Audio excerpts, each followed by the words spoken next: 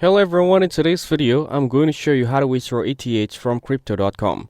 First, launch the Crypto.com app and log into your account. Then make sure you have an Ethereum balance available before starting the withdrawal process. Now, tap Accounts, go to Crypto Wallet and select Ethereum ETH. After that, choose Transfer, then Withdraw and select whether you want to send to an external wallet or a fiat wallet to cash out.